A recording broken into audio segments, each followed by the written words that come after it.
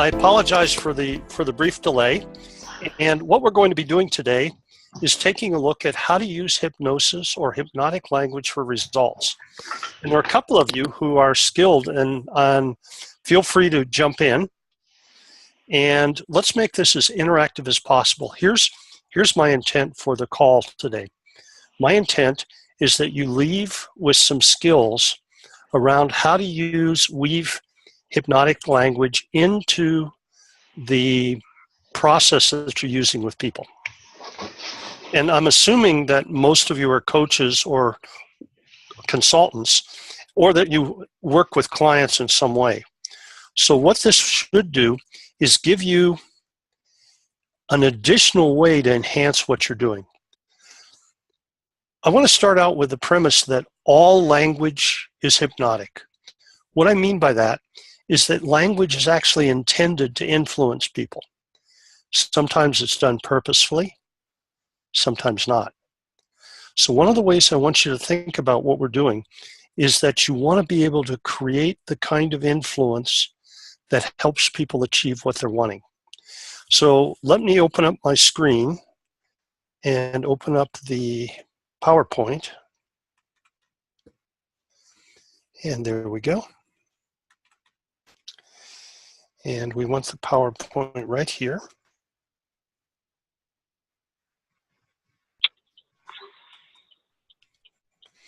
Okay, and let me just close this. All right. So that is actually not where I wanted to start, but it doesn't matter because it's actually a good place to begin. Some of you may recognize this man. He's named Don Americo. And Don Americo is a shaman from Peru. He's one of the people who influences my work. And one of the things that Don Americo talks about is he talks about healing.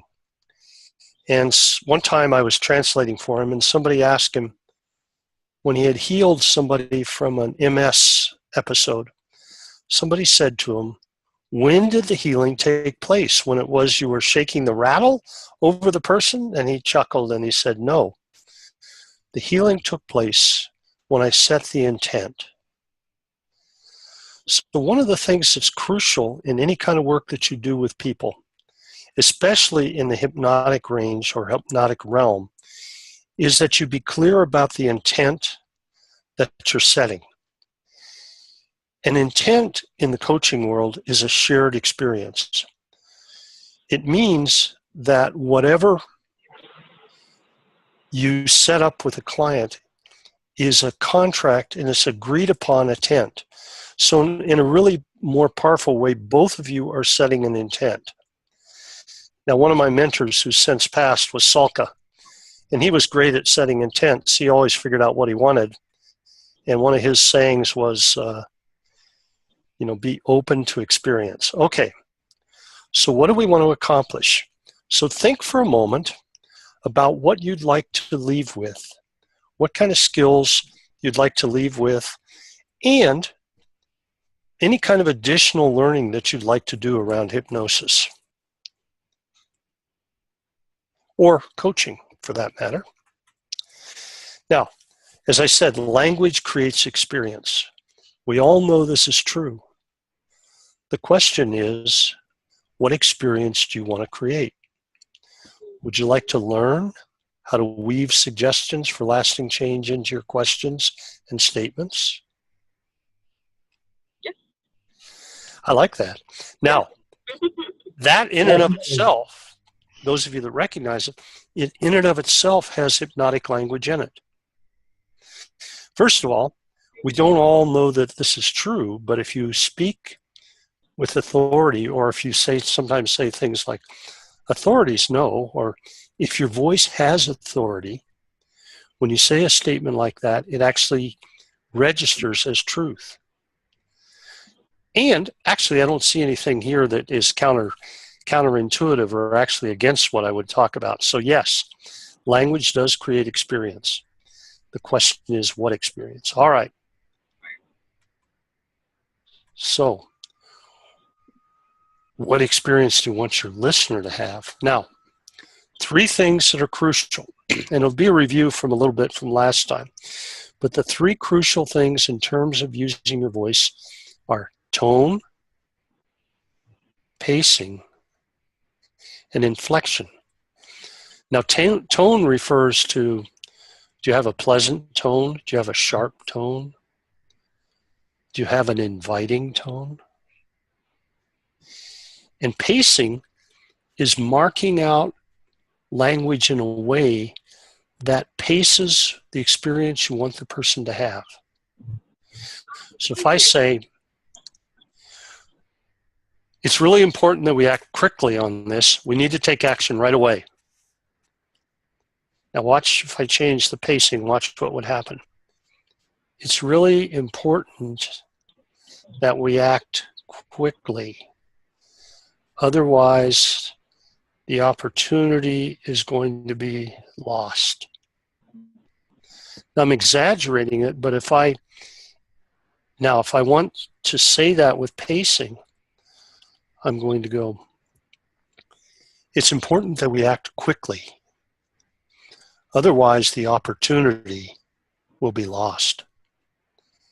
So it marks out more of what I'm wanting, and it's also moves into this area of inflection. Inflection is, what do you mark out as important?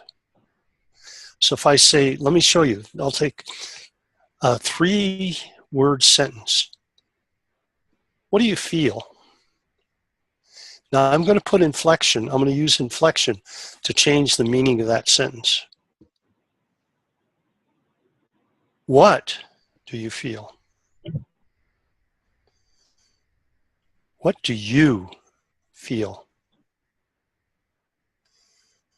What do you feel? What happened with each of those? What happened with the inflection? Anybody chime in? Or not? Okay, go ahead. Allison, what happened?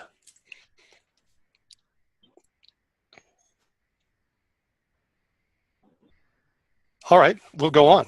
So what should have happened is, based on the inflection, it gives a very different meaning to it. And part of what happens with using hypnotic language is that inflections auditorily are like punctuations in sentences. They mark out what to pay attention to. Now the next is that marking out words in a way to guide them. Say the idea you want to embed. Say it as if you really mean it. So right now, what I'd like you to do is relax. Next one. Wow, we need to increase the level of excitement here. Now that was a chuckle, I hope. What do you need us to do, Terry? What I'm doing is marking out the idea of, when I emphasize, I'm actually giving an example of how to use that, where excitement, the tone in my voice matched what I wanted. For instance, if I said it this way, we need to increase the level of excitement here. It doesn't compute in the same way. And the last example, oh, I see, some of you can see my desktop and some of you can't. So what I was doing was marking out 3 words: relax, excitement, and the last one is curiosity. Have you ever been curious? Have you ever really wondered about something? And you know how curiosity leads to exploration? And exploration is a way to satisfy deep curiosity. So I'm wondering what you're curious about now. Now, what I'm doing is I'm actually using the tone that represents the actual word. Now, curiosity is really an interesting one because it's hard not to be curious. Who doesn't get curious? And if you can do that, curiosity invites involvement and participation, doesn't it? Okay. Yes, it does. There you go. You picked up that too. That last thing, doesn't it, is what's called a tag question. And it actually invites the unconscious mind to actually respond to it. So one of the things to think about is that if you are giving a suggestion or command and you say something, that makes sense, doesn't it?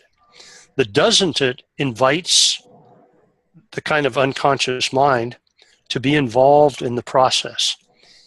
It will create more involvement. They're called tag questions. They're just often questions at the end of the question or a state. That makes sense, doesn't it? And you do it in a questioning tone. Next. Oops, there we go.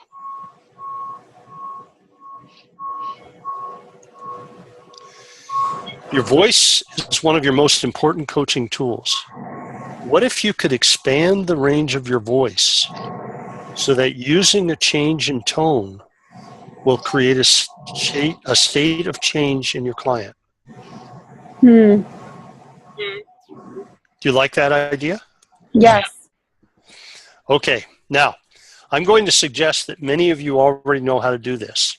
Let me give you an example of where you probably already know this. If you can remember, if you aren't already in relationship, remember back to a time when you were doing something called dating. And remember, if you wanted somebody to respond to you, what was the tone of your voice? Or if you wanted them to not respond to you, what was the tone of your voice? Disinterested. Exactly. So you knew how to create, did you know how to create curiosity or interest? Yes. See, you already know how to do this. Part of this is going to make sense, but I want you to begin thinking of how would you use it consciously in your work. Well, here's how you use it. You're going to be focusing on the importance of creating focus. So focus, energy goes where attention flows. So creating focus is a way to emphasize change. Now, one of the best ways to begin creating focus is to discover what your client wants. And here's the hint. What they want, not what they don't want. So, those of you that are familiar with coaching and with NL, neuro-linguistic programming, remember that importance of creating what's called a well-formed outcome. And when you're doing that, that's where you're getting the agreement, the alliance, the cooperation, the intent, if you will, between you and the person you're working with. And the way you do that is you discover, and this is key, what they want, not what they don't want. Example, if somebody came to you and said, I have a lot of problems with anger, I don't want to be angry. You really want to be able to change the focus of that. Why? You want to change it because the unconscious mind doesn't understand the word not or don't. If I say to you, oh, that's easy, just don't be angry. What actually happens when I say that? You create exactly what you don't want. But, yeah. So, if somebody said, I don't want to be angry, I would ask them, oh, what is it that you want instead? Now, if somebody tells you what they want instead, that's what you're focusing on. Let's say this person said, I want to remain calm when talking with my boss. So what happens with that is that you're actually helping them describe what they want. Now, you can actually get more specific and you can say when specifically, etc., which is creating even, and I'm doing this on purpose, even more of a narrow focus. So focus is crucial to change. Now, think of focus, directing focus, as the ability to directionalize people to where they want to go. So if somebody said to me, like, I want to be calm when talking to my boss. What I might say, if I want to directionalize, I can ask a question that's going to get me past information. And I say, oh, so when in the past have you been able to do that with your boss? Oh, wow, I never have. That's the problem. And I might go, never? Not once? So I'm directionalizing it towards understanding how it's a problem, but I'm also moving towards the past. So I'm going to directionalize and create possibilities with this imaginary dialogue. Oh, so you haven't yet been able to achieve the calm you want when talking with your boss. Is that right? Well, let's look for a moment into the future.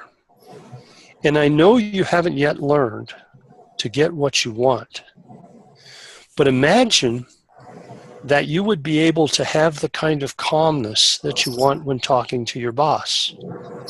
What would get to happen for you as a result of having that calmness now? And then I would wait for a response. Then I might say, good, you know how to pretend, don't you? Now, who doesn't know how to pretend? Almost everybody knows how to pretend. But I'm actually bringing up a kind of a way of doing something. I'm using that word on purpose. So I would say, so let's you and I step into the future where you're having that kind of calmness with your boss. And I know that there's a part of you that knows how to do that, isn't there? Because after all, you've been calm with other people. And this is just an important person to learn to be calm with, isn't it? Now, all of that, now I'm not speaking to him. That's what I'm doing is setting up the potential for that to happen by presupposing the possibilities. And I've directionalized us into the future. Now, there are a couple of you that are pretty good at unpacking, and I'm actually going to ask a couple of you, what did I actually do that set this up? Because I used about 3 different language patterns and used some presuppositional language that made it possible for that person to have that experience. By the way, they would be able to do that with rare exceptions. They'd actually be able to imagine that, which is the first part of change. So, Katie, put some of your practice to work. What were the language patterns that popped out? Well, I think one of them was that you used the word yet. So you good. were presupposing that there was something that could happen and that it just hadn't happened yet for the person. Absolutely. Another thing that I think that you did was you went into the future and had them imagine an experience where they were feeling calm in the same setting that they want to be experiencing, and then you brought that back to now. So you sort of had them in the future and in the present at the same time. Correct. To bring those 2 states together. Right, and you're exactly correct. And I'm going to add to that with one other piece that's important, is that I also used a presupposition of success. I didn't say try to experience calmness, because if you say try, actually there is a time to use try. Try is when you want people who are actually trying to lose an old pattern that's not successful, and you've done some work with them. That's the only time. That's the rare time that I'm going to use try. Let's say somebody's cleared up a trauma, and I'll say, well, let's make sure this works as well as it looks like it's working. So try to get that back.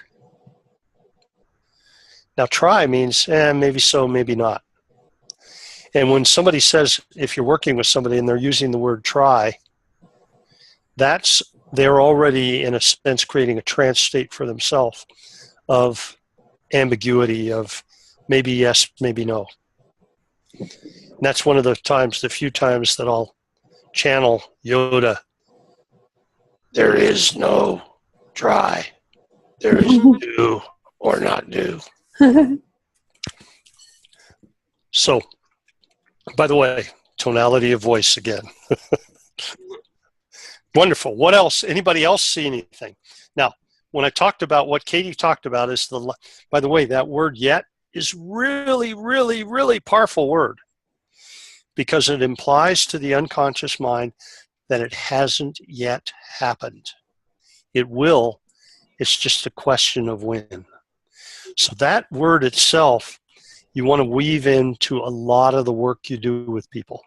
It's one of the simplest one-word reframes that I can think of offhand. Make sense? Okay. Many processes, especially from NLP, neuro-linguistic programming, induce trance states as part of the process. Now, what I'd like to do is give you an example of what I mean by a trance state. And I like to use the idea that we're entranced a lot. We get entranced by television. We get entranced by stories. We get entranced by activities sometimes. And it's a kind of a focus where other things seem to fade in importance and something else emerges. Neurolinguistic programming, I'm going to make the assumption that many of you know what that is. If you don't, I'm going to ask for questions later on and I'll explain it more deeply. But there's one process in it taught by a man named Tad James that he calls timeline therapy. Now, if you think of a timeline, sometimes if you look at a map that traces, say, evolution or traces geological periods, it's organized as a timeline with the oldest event furthest to your left, if you're looking at it. And the more recent event is kind of in front of you, present. And the implication is if it keeps going, it's off to the right. And the implication is it's the future. People organize, that's a really common way that people organize time. There's one other way, but it's not as important right now. We'll come to it in a moment. But if you think about that, I'm going to have you do the following. We're going to do an experiment. So the only people I don't want doing this are the people who are driving. That would be you, LaToya, unless you're parked. I'm still driving. Sorry. then just listen to this. And anybody else who's driving. All right, what I want you to imagine in front of you is a line, a timeline, with your past off to the left. So imagine it on the floor in front of you, with your past off to your left, your present in front of you, and your future off to the right. That's correct. Now, in a moment, I'm going to have you float high above your timeline. And I want you to float out to your future as far as you can go, remaining above your timeline. And just float out into the future as far as you can go, as far as your timeline extends. And just notice, as you look down at your timeline, what your future is like. Is it just a line? Is it a series of pictures? Is it feelings? Just notice for yourself what it is. That's right. And now, still staying floating above your timeline, float back above your past. Stay high above your past. And just notice what your past is like. How is your past coded? Is it a series of pictures? Is it feelings? What is it? And just float as far as you can to your past. And then come back to now, float back to now, the present. And come back down and be in yourself. That's right. Good. Now, you can, I'm going to have a number of you say, tell me what happened as you did that. What did you notice about that experience? Anybody? Allison, I see you there. Your name popped up. Tell me what you've noticed about that experience. I had a feeling you were going to call on me because I unmuted myself. Good. I guess this is interesting for the exercise, but I am having trouble seeing the future. Okay. What happens when you float above? What's your future look like as you go to float out above it? Sort of like one of those collages of all of the different images. So lots of possibilities. Lots of things, but nothing that's really clear.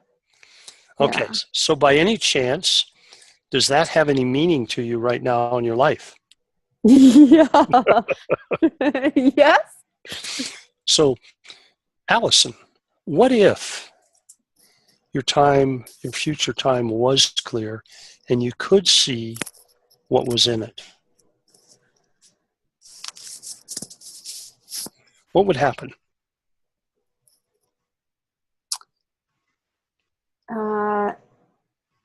It makes me very happy. Makes me feel really happy. Yeah. That makes sense. Yeah. Okay.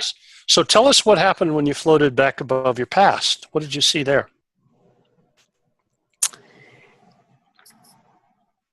I see a lot of things that I either just learning experiences that I could have done better. Kind of what I see. How do you know that when you're above? When you're above, what tells you?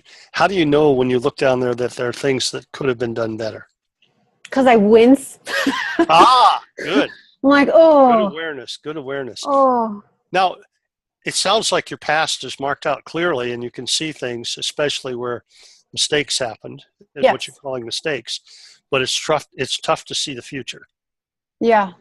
By the way, is there a difference in those things you call mistakes and the things that went well when you floated above them?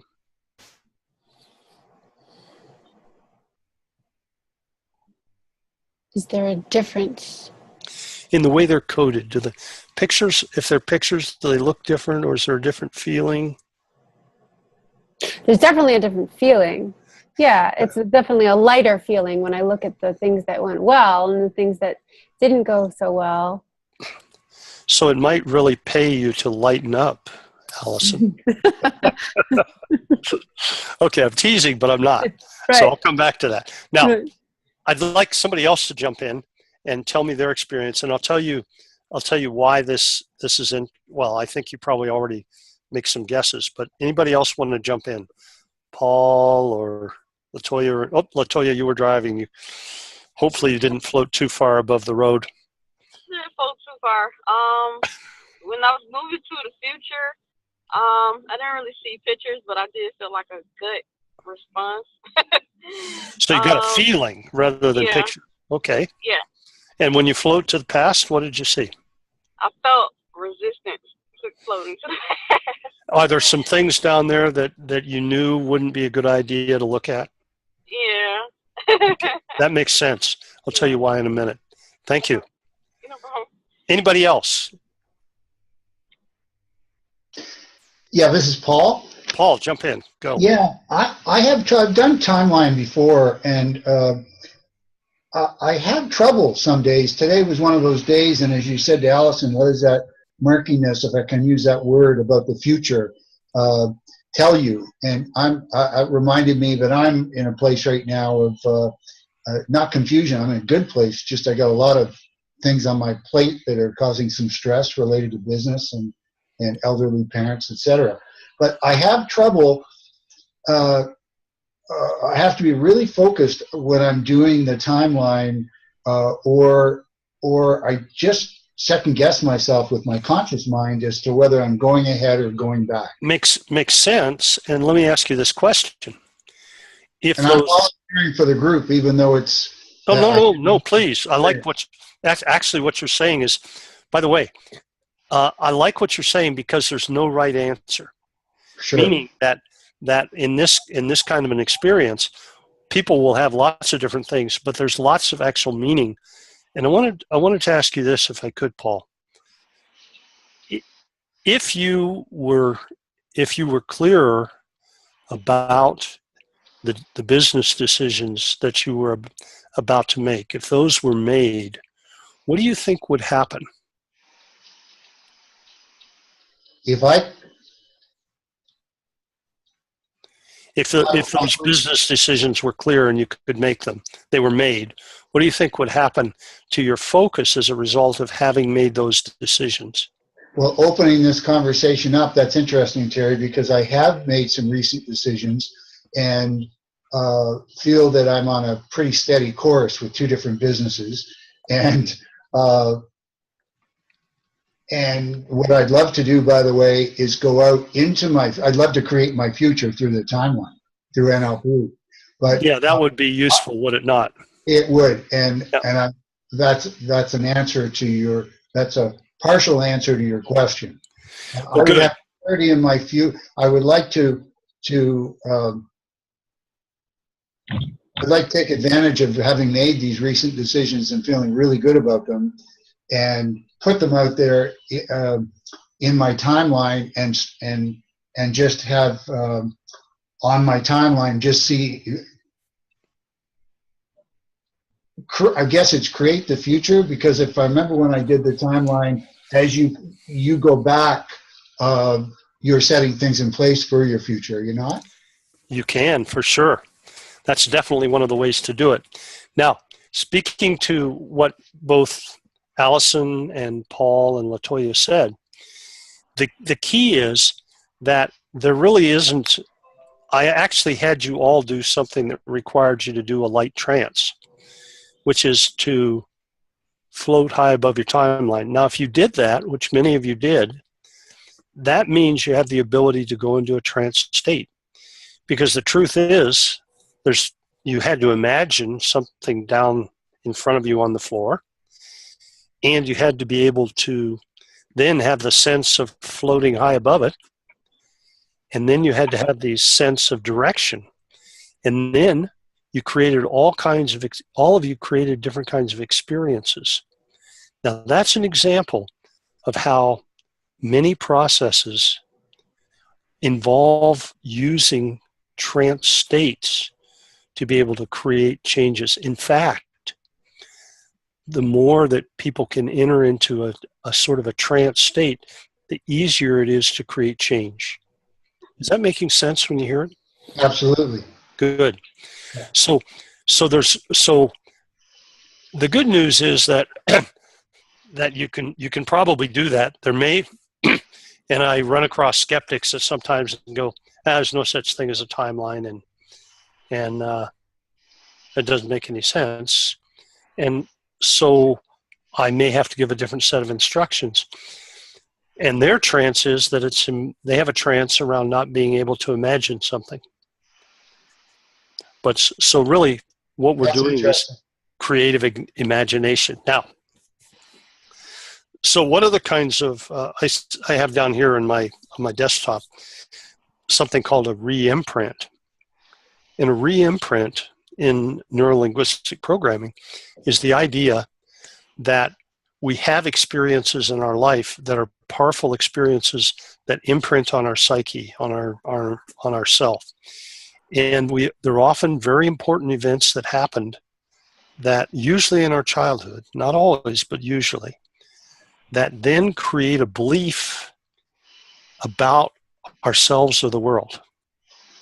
So it is not uncommon for someone to have been treated poorly as a child who understandably can create a belief about people are not to be trusted, or people are dangerous, or you can't get what you want. And there will have been a time back in the past when a decision was made that made that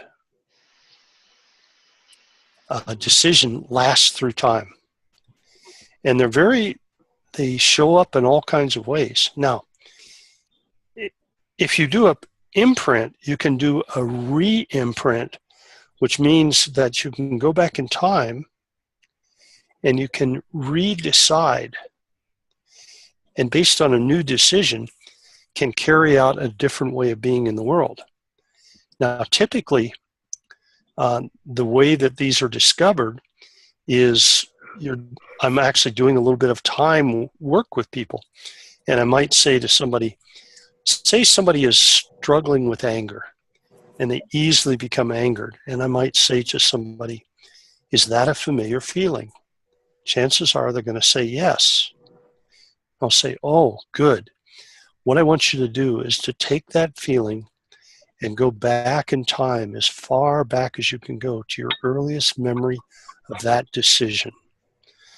Float back on the winds of time, go back in time. I'm going to say it a couple of different ways. And many times, almost frequently, people can discover that early experience. Now, that early decision that they made is going to impact on how they move through the world, because we form our experiences, our idea of how the world works, our map of the world, if you will, based on those early experiences. So change the meaning of the early experience and you get a chance to witness a new world. You get to redo your timeline, as it were. Does that make sense? Yes. That's nice. Okay, so let's go. So we talked about the importance of directing focus. Terry, Oops. Paul again, could I ask you a question? Please. So when I did my timeline, I hope this is a benefit to my colleagues on the call. When I was in one of the workshops I was in, we did the timeline. And my timeline, interestingly, was left to right, just as you did in this in the experience we just had with the timeline.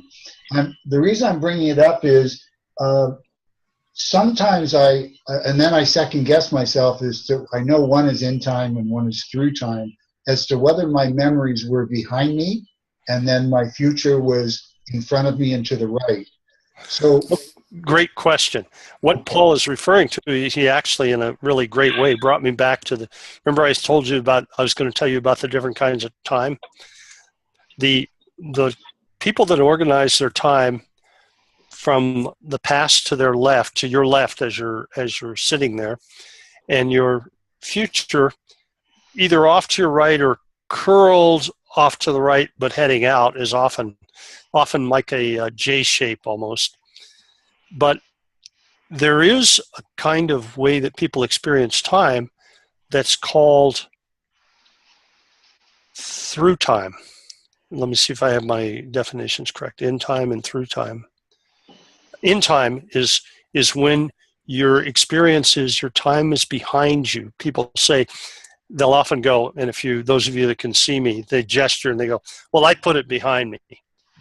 And they'll often say, look to your past. Now, if I look to your past, and if I see them lifting their head and kind of almost like looking backwards, I know that that's where they put their past. And if I tell somebody else, look to your past, I just pay attention to where their attention goes. It's often to their left. As I'm looking at it, it would be, of course, crossed in a mirror way. So people are going to do the time in different ways. And that has implications for how people move through the world. Because if you often put your past behind you, sometimes you're going to have trouble learning from your past. And if you have some unpleasant things in the past, it'll often feel like your past is weighing you down. Now, when Allison Latoya was talking, one of the things she said was she recognized there were some places on her timeline that she kind of intuitively knew she didn't want to go and look at.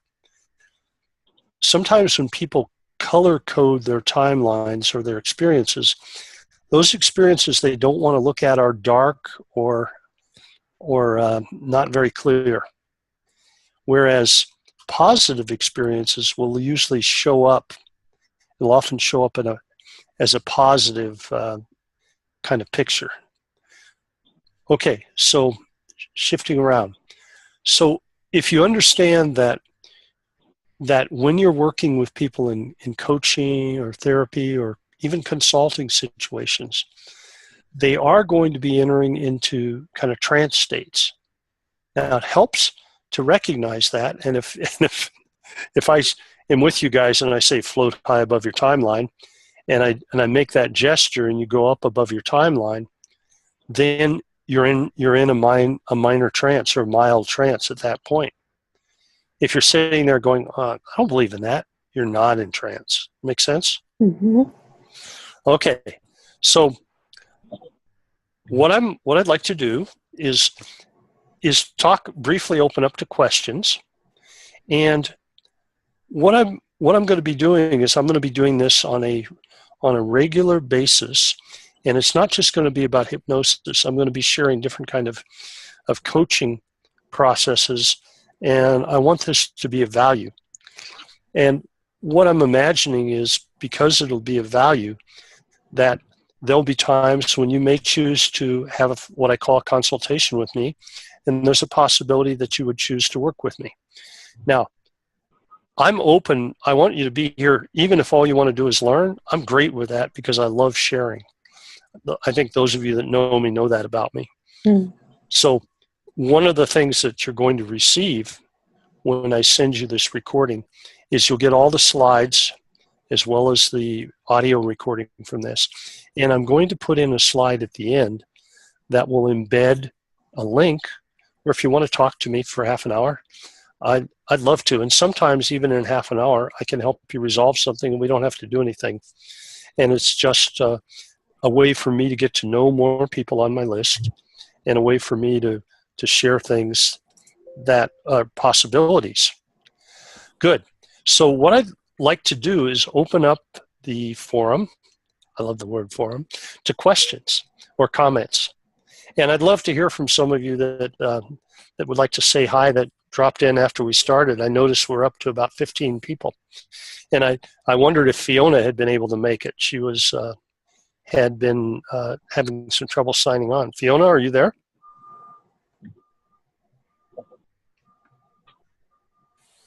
Okay, so questions from other people. Comments, questions. I'll ask a question, Terry. It's Allison. Thank you, Allison. Jump in. Yeah. So my question is, when would I be, well, I love all of the inflection, the voice inflection stuff, and I think that is something I need to practice on. And so I was wondering when this would come into play. For example, I had a call a couple of weeks ago with a guy who, it was a strategy session with a guy who had worked with somebody before successfully in losing weight, to try to lose weight. Well, he did lose weight. He was successful. No try, he did. But then he stopped working with this person and started coming back. And so he wanted to talk to me. He was referred to me. But I couldn't get him to really come up with any reason why he should work with me. Because when we were talking, he just kept saying, no, it's just about making good choices. I couldn't get him to go any deeper, connect any feelings. Oh, it's just 3 or 4 pounds.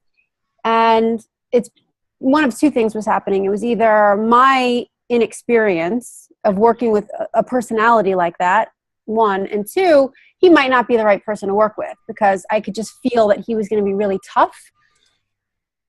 Well, here's one question that might make a difference. The question might start out with, say, you know, I'm kind of concerned, or confused, not concerned, confused, because it's clear that it's important enough for you to show up. So what I'm really wondering is, what is it you want to have happen as a result of this call? And that may weed out, and he might say, well, I'm really just calling because my girlfriend said I should call. And I'd go, oh, so this is a way for you to satisfy what she wants for you. Is that right? And he might go, oh, yeah, maybe.